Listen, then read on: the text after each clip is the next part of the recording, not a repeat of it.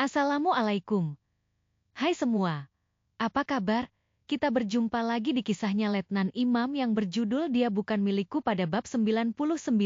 Hutan Bakau. Tolong klik tombol subscribe dan loncengnya juga ya, agar tak ketinggalan video terbaru dari kami. Terima kasih. Selamat menyimak.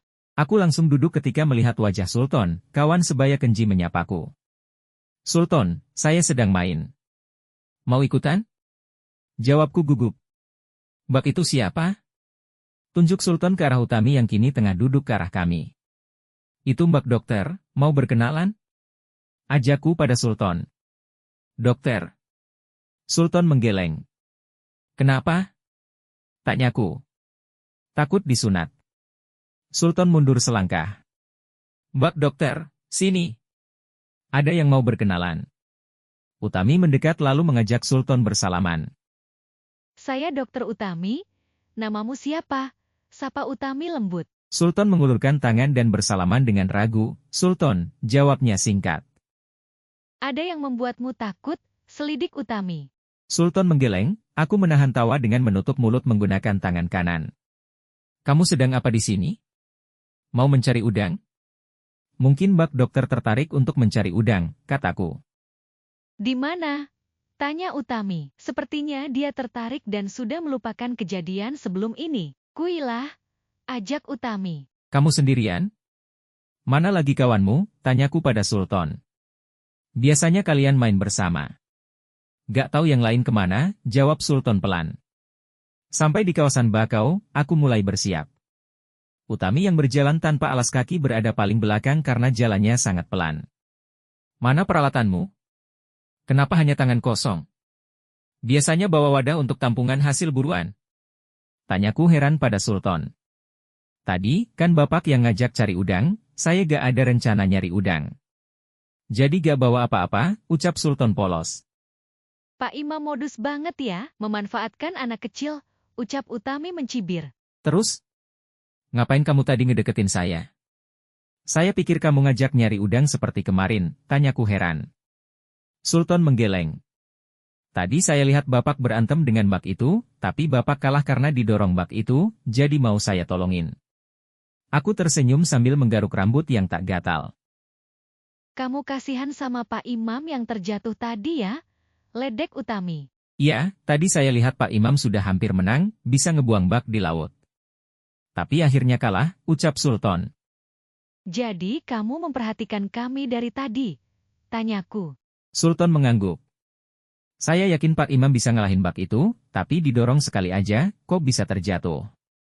Kamu nggak suka kalau Pak Imam kalah sama saya ya? Tanya Utami. Sultan tak menjawab, dia melirikku untuk minta perlindungan. Ada ide untuk mengalahkan dokter itu? Aku membungkuk setinggi wajahnya. Sultan lagi-lagi menggelengkan kepalanya. Aku sekilas melirik Utami yang tengah berlindung dari sinar matahari di bawah pepohonan bakau. Aku mencari udang seperti yang kemarin anak-anak ajarkan padaku. Bantu saya, Ton. Kami berdua mencari udang dan meninggalkan Utami sendiri. Setelah menangkap beberapa ekor, aku menyuruh Sultan memberikan udang hasil tangkapan kami pada Utami dan berbisik pelan di telinganya. Sultan menganggukkan kepalanya lalu pergi mendekati Utami. Ada sekitar 6 ekor udang dengan berbagai macam ukuran. Kemudian aku pura-pura mencari udang lagi sambil melirik ke arah Utami dan Sultan. Teriak Utami. Aku dan Sultan sontak tertawa terbahak-bahak melihat Utami yang ketakutan melihat udang yang masih bergerak meliuk-liuk di tangan Sultan. Utami menjauh tapi Sultan tetap menyodorkan udang tersebut. Udangnya masih hidup, teriak Utami lagi sambil berlari ke arahku. Tangkap! Aku melempar seekor udang yang paling besar saat Utami berjarak semeter dariku. Udang yang tadi kulempar ke arah Utami tercebur lagi ke air. Kok dilepas? Aku menghardik Utami pura-pura marah. Udangnya masih hidup, takut, bantah Utami. Aku menangkap udang yang tadi terlepas lalu memegang telapak tangan Utami dan menaruh udang itu tepat di telapak tangannya. Secepat kilat tangan kiri Utami mencubit pinggangku. Aku langsung melonjak dan melepas tangan Utami. Aku berlari menjauh, Utami mengejarku dengan sangat berang. Aku berlari sambil tertawa geli penuh kemenangan. Sultan pun ikut menertawakan Utami. Dengan sorotan mata yang tajam ke arah Sultan, Utami mendekatinya. Kamu berani ya? Sultan mundur perlahan, tadi Pak Imam yang nyuruh. Aku tertawa hingga tersedak. Gak, bohong, Dok. Sunat aja anak itu. Aku terbatuk-batuk karena tertawa tak henti. Kalian ini ya?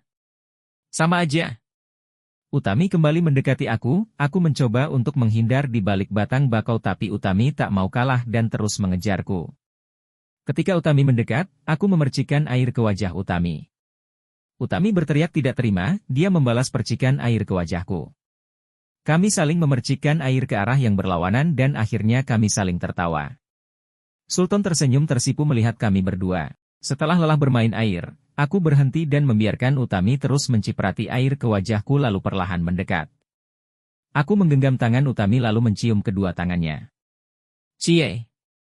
Ledek Sultan. Aku benar-benar lupa jika ada Sultan di antara kami. Aku segera melepaskan genggaman tangan Utami. Utami pun menarik tangannya lalu mengelap kedua tangannya pada dresnya. Pak, dokter itu istri atau simpanan Pak Imam? Tanya Sultan. Simpanan? Ucapku berbarengan dengan Utami. Simpanan? Memangnya saya apaan? Tanya Utami. Soalnya saya gak pernah lihat Pak Imam sama perempuan. Mbak, Bu dokter pasti simpanannya, kan? Iya, simpanan saya. Kamu jangan bilang-bilang ke orang lain ya. Rahasia. Aku menaruh jari telunjuk kanan di depan mulut. Kenapa disimpan, Pak? Kan Mbak, dokter itu cantik. Biar suatu saat bisa leluasa menyunat kamu, ucapku penuh penekanan. Kamu belum disunat? Sekarang aja yuk. Guntingnya ada di mobil. Enggak. Teriak Sultan berlari menjauh lalu hilang di balik pepohonan bakau. Bisa aja kamu, ketakutan setengah mati dia. Aku juga takut waktu dia nyodorin udang hidup di depan mata. Kamu yang nyuruh ya, Napal. Aku tertawa, lalu menyelipkan rambutnya yang basah ke belakang telinga dan menatapnya. Maaf, iya. Tolong jangan marah lagi. Akan aku lakukan apapun untuk membuatmu senang.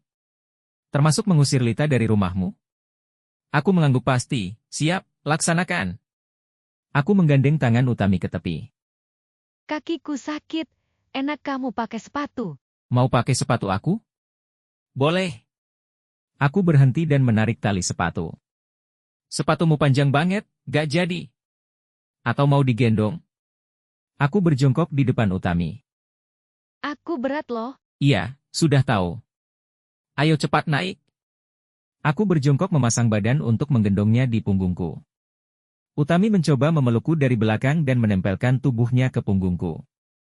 Setelah posisi siap, aku mulai berdiri. Dan, krek. Dres Utami sobek di bagian pahanya karena kakinya melebar di antara punggungku. Berhenti, bajuku sobek, teriak Utami lantang. Aku menurunkan Utami dari punggungku dan melihat sobekan dres warna krem di sebelah kanan dan kiri. Waduh! Utami menjepit dresnya yang sobek di dua bagian dengan kedua tangannya.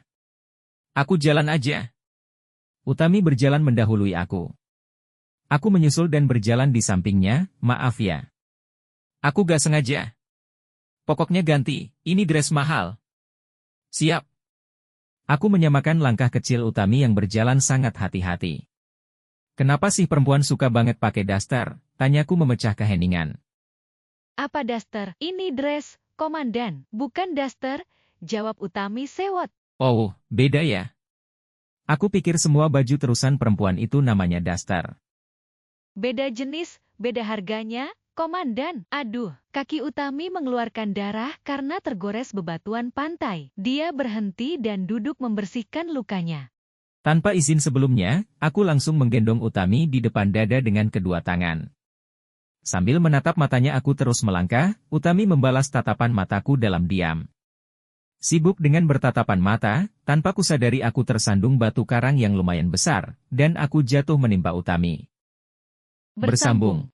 Ikuti kisah Letnan Imam selanjutnya dengan judul Dia Bukan Milikku.